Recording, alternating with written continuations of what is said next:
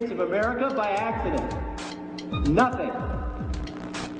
There is nothing going on in the Catholic Church today that's happening by accident.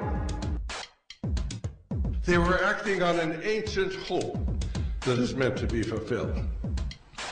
If you understand esoteric writing, what you do is you try to confuse so that common people like you will not understand what's said. So you take an idea and you put it at the beginning and the end of the sentence, and then you intersperse all sorts of things in the middle to confuse common people like you.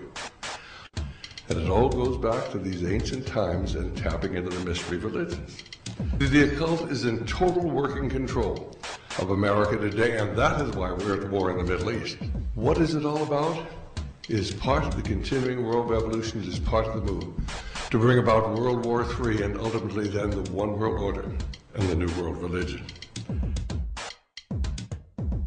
This information is backed up by scholars, teachers, philosophers, doctors, and professionals in every respective field, all around the world. The reasons why the majority of people don't know about this is because over 80% of the population gets their world news strictly from the mainstream media. And if you trace every major media station's chain of command to the top, you will find the same people who own the corporations that lobby every high-ranking political official into place. It's a media of belief, a media of belief. The whole media is controlled by a few corporations thanks to deregulation by the FCC. You mean Disney, Fox, Westinghouse, and good old GE? They own networks from CBS to CNBC. They can use them to say whatever they please and put down the opinions of anyone who disagrees. Or stuff about PCBs. What are PCBs? They come from electric power plants built by Westinghouse and GE. They can give you lots of cancer that can hurt your body. But the big shots don't care. They're all sitting pretty thanks to corporate welfare. What's that now? They get billions in subsidies from the government. It's supposed to create jobs, but that's not how it's spent. They use tax and soft money to support congressmen who will vote for weapons programs again and again and let them dump toxic waste where the young ones play. INGE made the bullets that shot JFK. You contribute to this chain every time you buy a product sponsored on this show. That's what NBC doesn't want you to know. So the next time, please stand by, please stand by. In these technical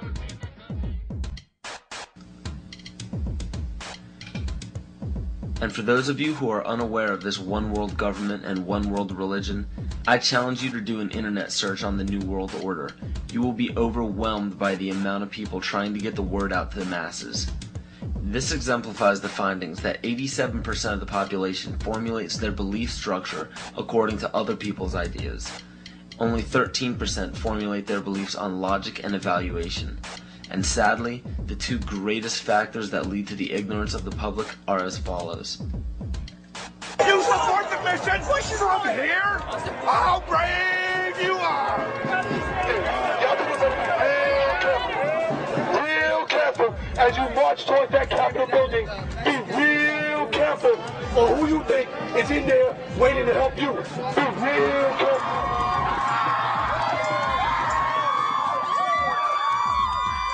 Groupthink. We're on our way to a one-world government. Unless we, the people, say no, this will not be tolerated. Answers. But more importantly and dangerously, it is also an occurrence that spawns from the fear of looking foolish in front of peers. Both religion and politics are forms of groupthink. Words such as patriotism and faith are both fancy words that ultimately mean blind submission. Supposedly, it is considered heresy or unpatriotic to question the words of your leader.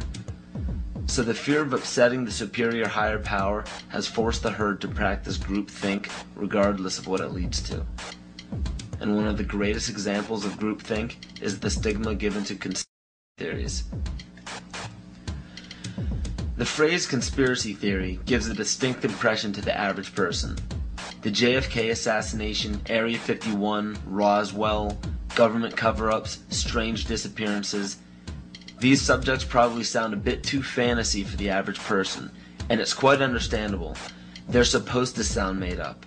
Throughout the mistranslation of time and embellishment of these stories, facts were added or omitted. Some may be true and some may be false, but one thing is for sure. If a global secret needed to remain hidden yet began emerging among the public, the best cover-up is to embellish or alter the story until it sounds ludicrous. So what happens when the secret involves the government and the government has intimate ties to the mainstream media? And the mainstream media, as said before, has been proven to sway at least 80% of the public's opinion. The logic is undeniable. Media in every form is put in place to make people feel stupid for even keeping an open mind towards conspiracy theories. Movies, books, fairy tales, and folklore are all tools to make the average person feel insane for supporting or believing in a conspiracy. And why shouldn't they? Our leaders have no problems telling us not to investigate or believe in these theories. Let us never tolerate outrageous conspiracy theories concerning the attacks of September the 11th. Malicious lies that attempt to shift the blame away from the terrorists themselves.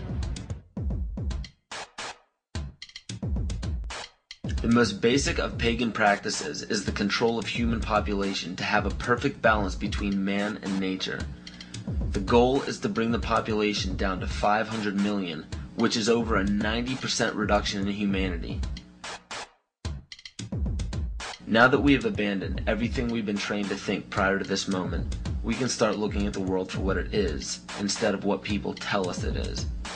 Open your eyes today as if you've never seen the world before, and you will begin to notice that the goal of population reduction is everywhere around us.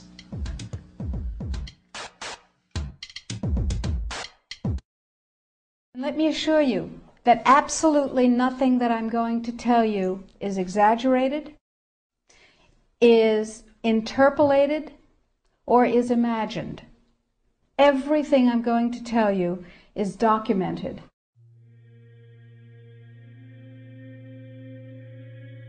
He who controls food controls the world. Well, they said in 1962, we're going to work toward total global implementation of Codex Alimentarius on December 31st, 2009. They were sort of guidelines. Now, Codex Alimentarius Commission is administered by the World Health Organization, WHO, and the FAO, the Food and Agriculture Organization. They fund Codex and they run it at the request of the UN. So they're mommy and daddy to Codex Alimentarius. In 1994, Codex, with no notice here in this country whatsoever, declared nutrients, put on your intellectual seatbelts, declared nutrients to be toxins. They're poisons. Under Codex, every dairy cow on the planet must be treated with Monsanto's recombinant bovine growth hormone.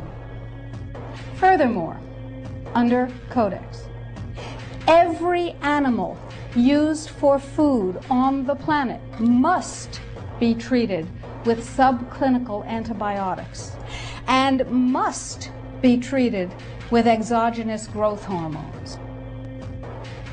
If you do the numbers in the WHO FAO projections, the epidemiological projections, they estimate, not I, that just the vitamin and mineral guideline alone, when it goes into global implementation on December 31st, 2009, will result in a minimum of 3 billion, that's B, bad, big, billion deaths.